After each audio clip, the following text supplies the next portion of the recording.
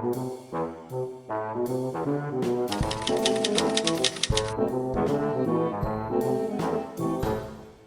Wednesday, everybody. You know, I used to have this segment on my videos that I called The Bench, and I occasionally get people asking me about it. I stopped doing it for a number of reasons.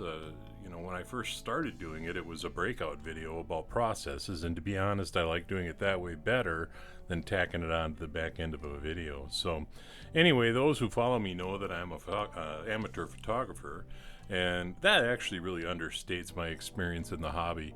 I had my first darkroom when I was about 12, and I've been doing it longer than I have done just about anything else in my life other than breathe. So I suppose journeyman would be a more apt description than amateur about my photographic abilities. Anyway, I use this Sigma 17 to 70mm lens as my principal lens when making videos. It's also my favorite walk-around lens for regular photography because it takes great pictures and it's really versatile.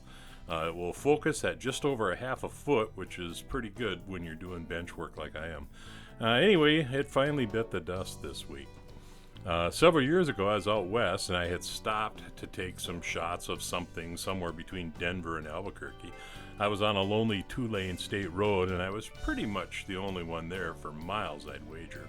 So it was no big deal when I stopped and took a personal break there at the side of the road.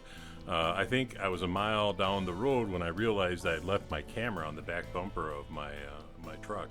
I turned around and found it in the middle of the road. I actually bought an inexpensive lens in Albuquerque, and when I got home after screwing around with it a little bit, I got it to work again. But anyway, it went belly up, and today I got my replacement, which is pretty much the same lens, slightly newer, and of course, the mechanics of it work. So I'm back in business. Since I don't want to bore you too much, I'll talk a little bit about some projects I have in the pipeline, as it were.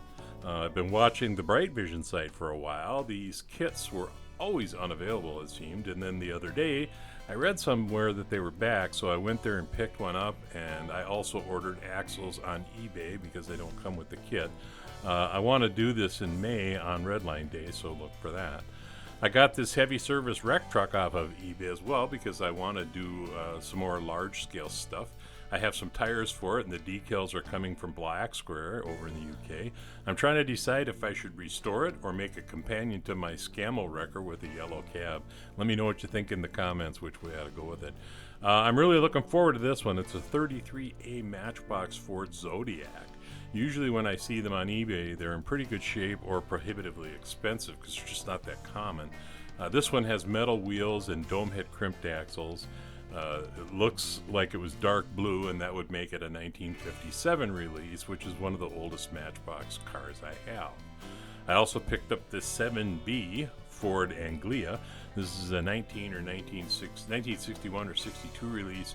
There isn't much in the way of variables. It was always pale blue with green windows and a black bottom. The video on this one comes out Friday, so stick around for that.